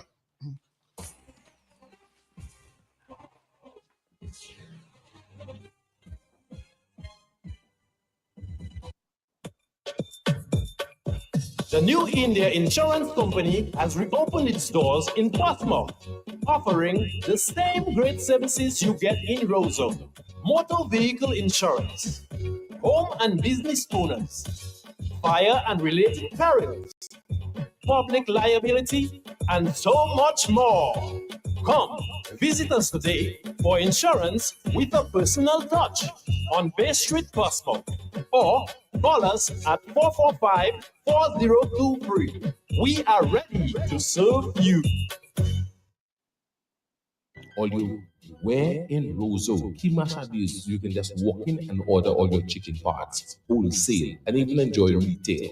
It's at AC Shillingford. All chicken parts available that you can afford.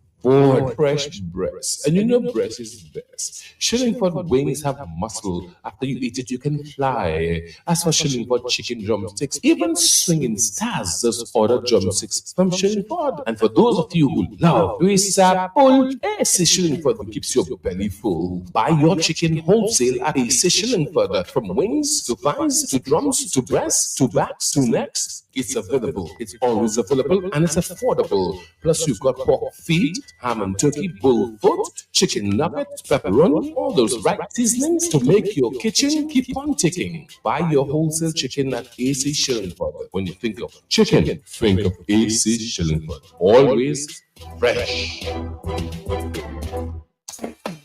Dominicans, enjoy your property, protect your property. You homeowner and businessman, protect your property, enjoy your property. Can't wait for the hurricane, can't wait till you flood again, can't wait till your roof fly out and all your business coming out. Remember, no insurance company will insure your property when a storm is approaching. Get ahead of the hurricane season and insure with a company who gives you the assurance of payment for your valid claim. Come speak with us today at the New India Assurance Company Limited, upstairs AC Shillingford and Company Limited, 24 King George Street, Roseau. Bring along an up-to-date valuation from a qualified engineer and get insured today.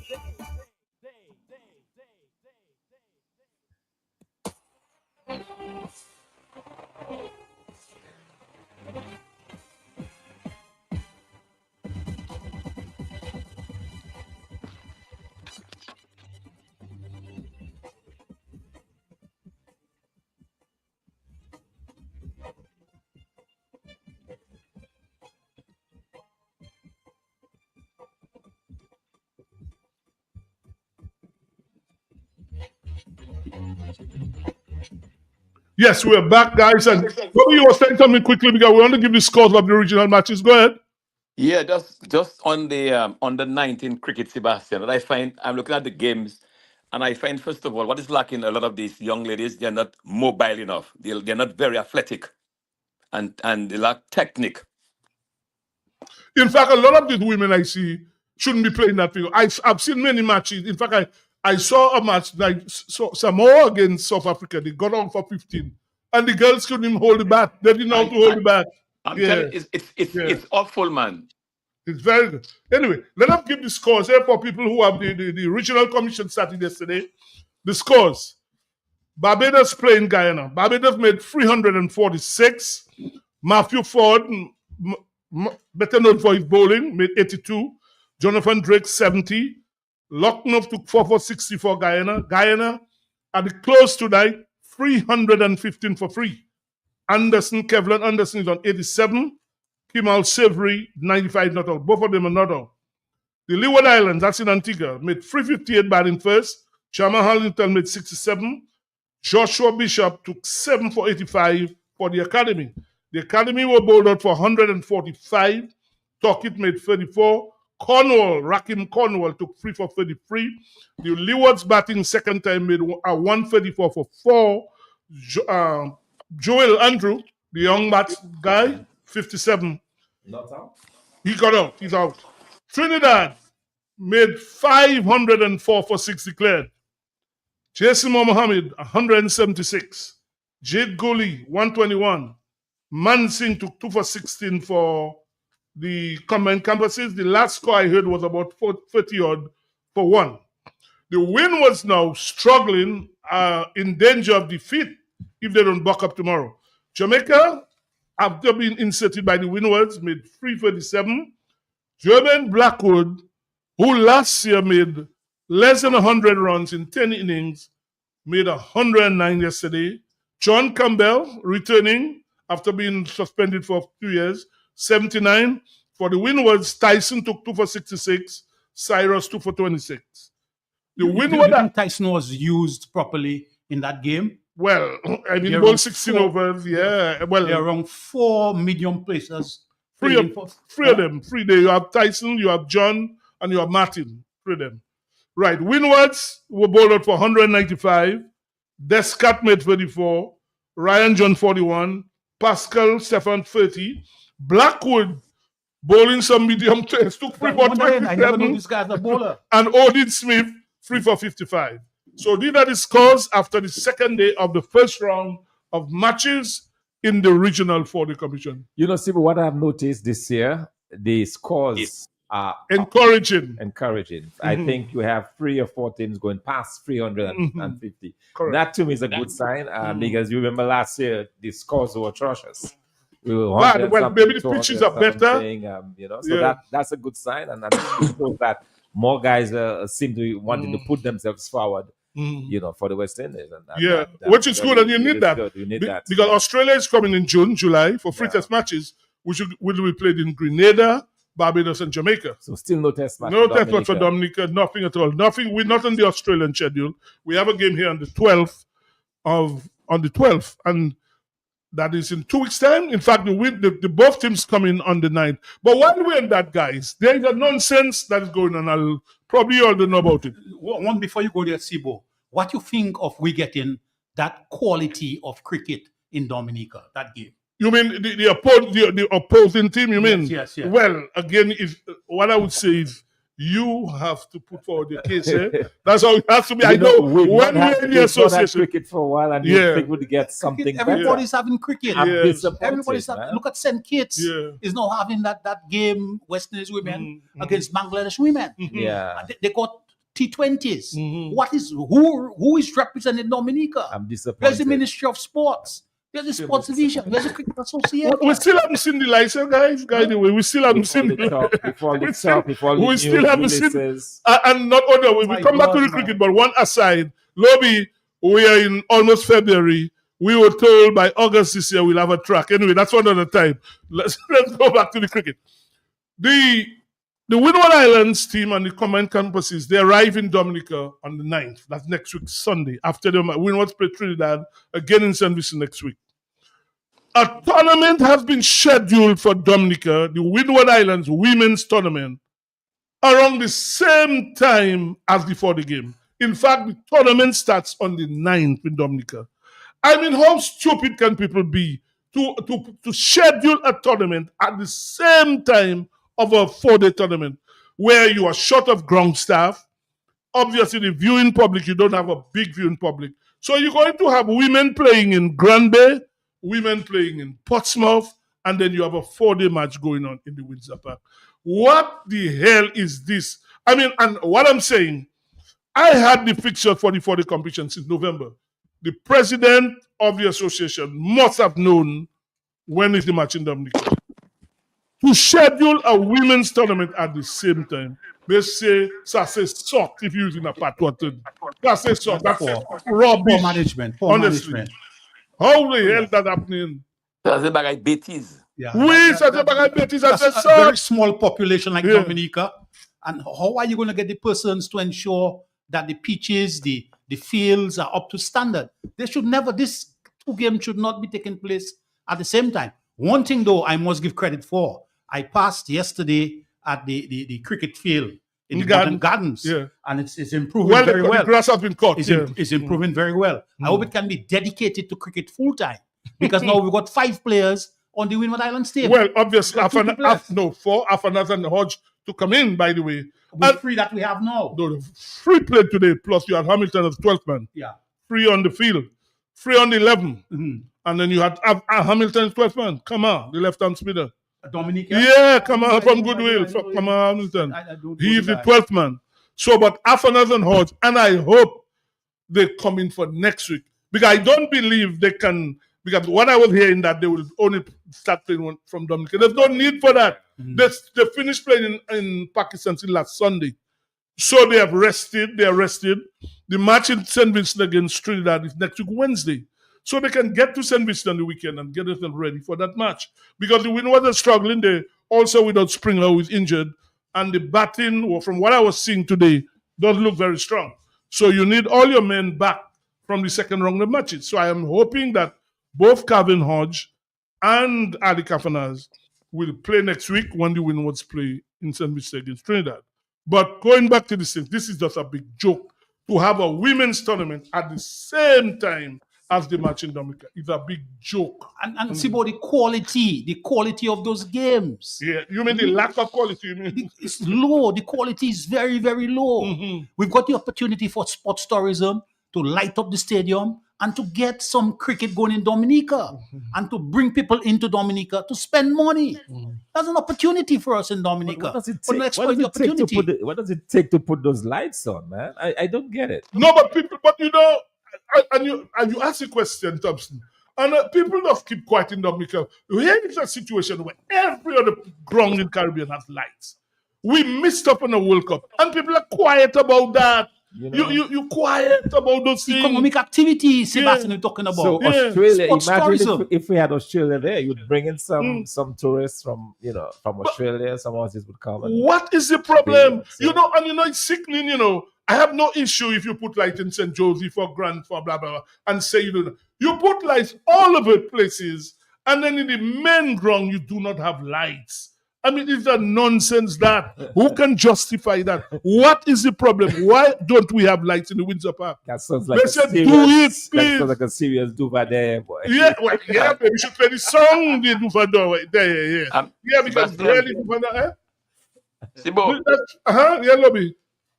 One of the things that we saw when Maria, you're talking about lighting areas. How safe? How are we going to prevent what happened during Maria? The installation of these lights on these fields. All right? Will any light 30-40 mile wind bring down the poles? Well, I don't even know how they're doing it. I mean, Dr. Funk is right there. They're having Grand 4 is a ground too. They put lights there as well. And you know, it's not being used at all. That's the thing, a lot of these places below, the lights not being used. So you could, that's what I'm saying, your main ground, the Windsor Park, put the lights so we could have T20s, all sorts of things. But no, people thinking of all sorts of things instead of putting on the lights in Windsor Park. And that's sad, and that is why our sports is just going down and down and down and down. Honestly, just really, we're going nowhere. We're going nowhere. Yeah. Because the fundamental problem we have in Dominica is the lack of planning, of understanding the sectors that are going to drive the economy. And sports has the ability to drive the economy. And we've got opportunities for sports tourism, but we're not organizing ourselves accordingly. And consequently, we're missing opportunities on opportunities. Look at St. Kitts. St. Kitts is taking up all the opportunities. They had all the T20s. No, they have the West Indies women against the Bangladesh women. Well, they got all the matches. The West Indies they got all the matches. And around 50 officials, the players and the support staff. It's 15 number. You can imagine if we had got that kind of numbers in Dominica in a particular cricket game. I mean, and the love that we have for cricket in Dominica far surpasses. I heard Lobby talking about the stadiums all over the place being empty. But in Dominica, we have a love for cricket. And any type of cricket, we have even the T10, people show up. Any type of cricket we have, especially international cricket, people will show up. It's very good. Yeah, we just have our priorities wrong on. And as I said, everybody. Did we touch on the tennis US Open? Oh, yeah, you mean the girl, what's her name? The the American girl, Marissa Keys. Yeah, she won the women's thing. Our tennis correspondent, she didn't call to speak about that. Our tennis correspondent. Yeah, we have a caller. Hold on, Lobby. Good evening. Hello? Hello? Good evening. Yes, sir. Mr. Mena, that's you? Yes. Good evening. How are you? Well, I'm doing very well. I think this is the first time I'm speaking to you all for the new year. So, well, you were busy with your Carnival, so you couldn't call. I guess you were busy with your Carnival. Is that it? I say you're busy partying for your carnival, Mr. Millard. No? Carnival? Yeah. No, the carnival finished. Well, that's why I say you were busy with your carnival. That's why you couldn't call us. That's what I'm saying. Oh no. That's not really my thing. My Okay. thing is sports. Mhm. The only thing that I do mostly is to help sometimes the contestants in terms of the interview for the National Queen Show. That's the only contribution that I make. Host a show or something like that. Mhm. Well, Mr. Millard, you have cricket in St. Kitts now, eh? You have cricket in St. Kitts, eh? The ladies. Yeah. But my main thing, which you all have been discussing in reference to serious cricket and test cricket, I am looking forward for the big game continuing tonight. Australia, you mean? Yeah, man. Australia's got And 647. Yeah. And also, I also must say that when we last spoke last year, me and you, because you mentioned after India won the first test, and I did say to you that remember that there are teams that win the first test and lose the test series, and my word have came to pass. Well, yeah, that's true. Australia played better. They played better cricket than India. That's true. That's true. Yeah. Yeah. That's true. So I just don't judge a series based on one match, because sometimes, like for instance, a player might make maybe a double 100. They end up with 300 runs. So you realize maybe in 10 innings, you realize that they only make maybe 90 runs in 9 innings. You know, and things like that.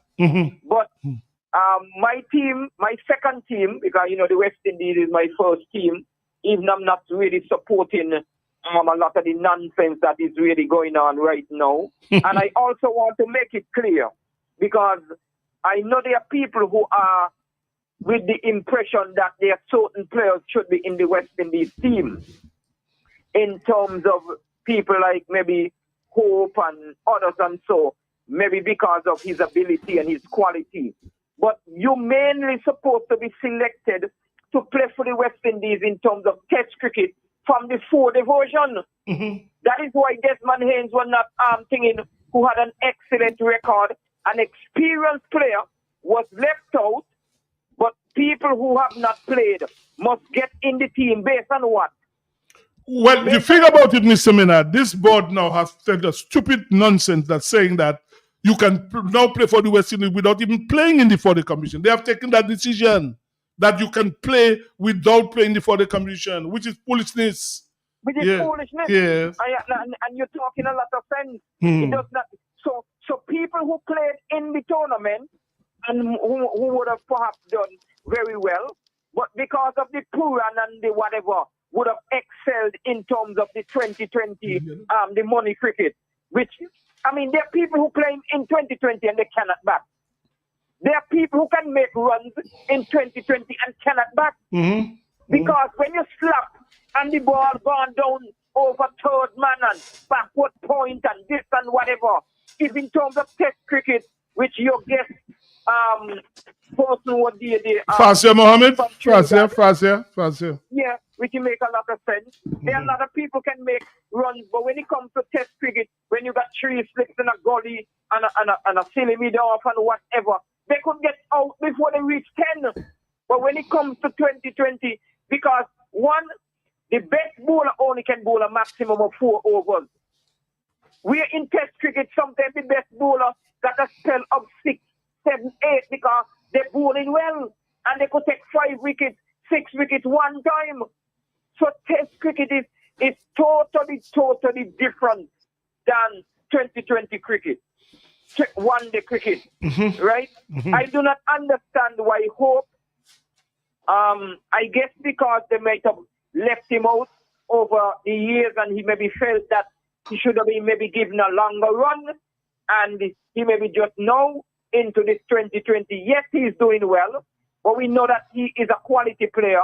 He's still a young to a certain extent because he's just a little, just about 31. So he still have some time in the game. Mr. Maynard, just hold on a while. Hold on, we have a caller on the line. Just hold on a while. We have a caller. Good evening. Hello, Sibo. Yes, lady. How are I know you? you're talking your cricket. No, go ahead. Talk. Make your point. For the tennis. Right. You saw the game between Sinner and Zverev. Yeah. Yeah. Since somebody says Sinner alleged he had The some drug thing, in the his drug. system. Yeah. I watching Sinner Sibo. Mhm. Boys that going outside, I watching the game. Sinner bringing that back inside, you know. Yeah, he looked very fit. I don't know what caused him to be so No, I'm fit. saying, I'm not saying anything. I'm just saying, since I'm just saying. You're not casting any aspersions. Yeah. I just find he have an extra boom. You understand? Yes. And then Zverev broke 2 rackets, you saw that? Yeah, he looks. Sabalenka broke 1, you know. Yeah, the number one. Well, she was number one. World number one, eh? Yes, he Yes. broke 1, Yeah. and Zverev broke 2. Mm-hmm. But I'm glad Jagovic. You know, Jagovic is not my favorite. I was happy he didn't win. Yeah, well, yeah. And I also was happy the young what's her name, Siantek, Yeah. didn't win anything. Yeah. I just wanted to say, but it was a good game. No problem, man. No problem. Thanks. Thank you. Right now, we've got Mr. Maynard, are you still there? We lost him? Wow. Right now, we've got the corporate futsal competition taking place in Dominica, where various business houses are sponsoring teams to participate.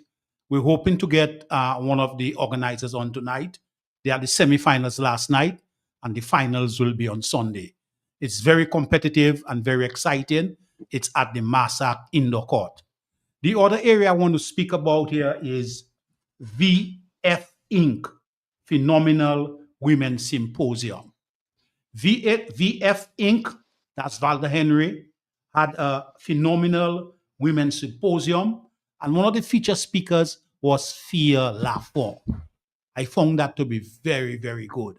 Here we've got an entity, an organization recognizing the importance of sports and bringing in a sports person who has achieved tremendously to make a contribution to a general program.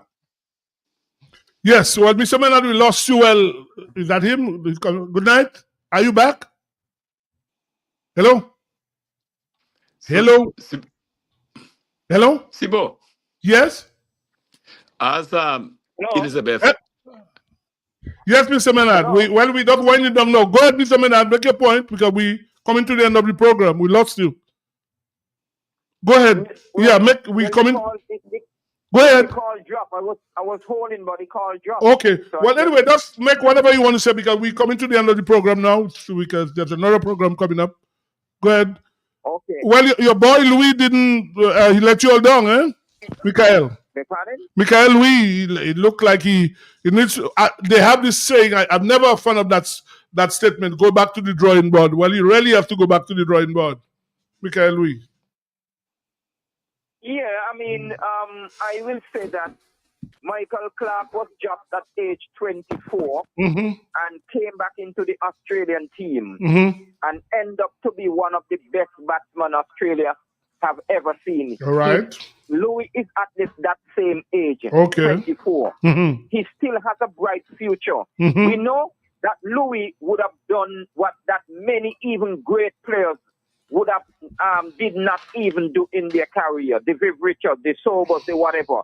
The kind of start that Louis had in being selected for the Leeward Islands. In his first season, he scored the most runs. Well, Mr. Man, if you ask me, I thought that was a mistake. You see, if a guy, and I'll tell you straight, when I was a selector, what we would do, if we saw a guy in his first year made runs, we would say, let us put him in the A team and look at him. I personally thought Louis was brought in too quickly. I thought that was an error, that he was brought in too quickly because international cricket and this regional is completely different. I personally think he's not really ready yet. He needs to go back in the 40 commission, make runs and come back. But I thought he was put in too quickly, to be honest, honestly. Well, I seriously disagree with your view. I think that he has what it takes to succeed at the highest level.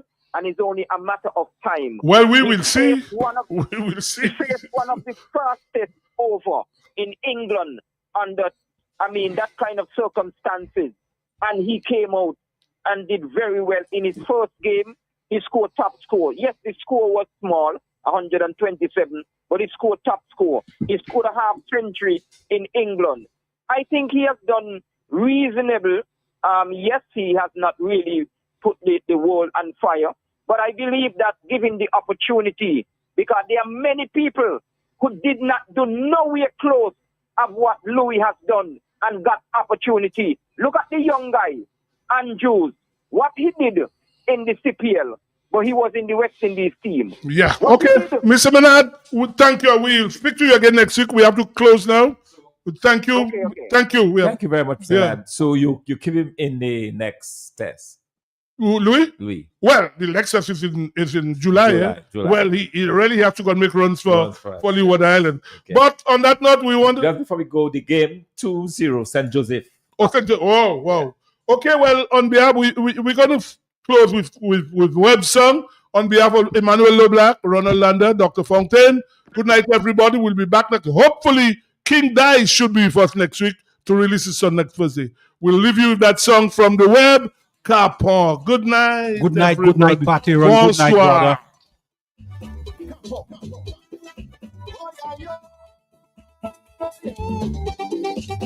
No lie. You have 2025. Come on.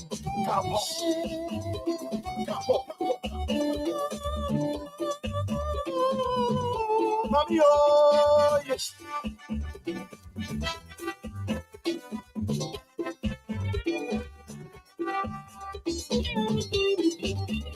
Growing up in the village of Calypso, singing church and religious songs.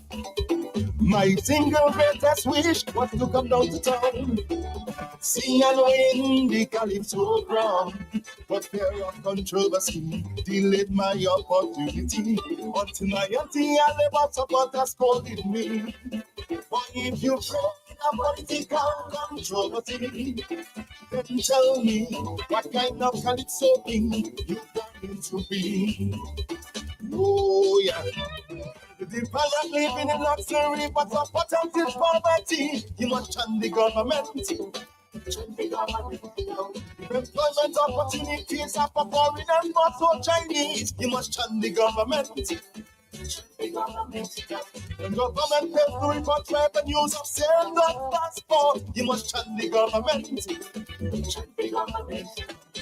Free of controversy.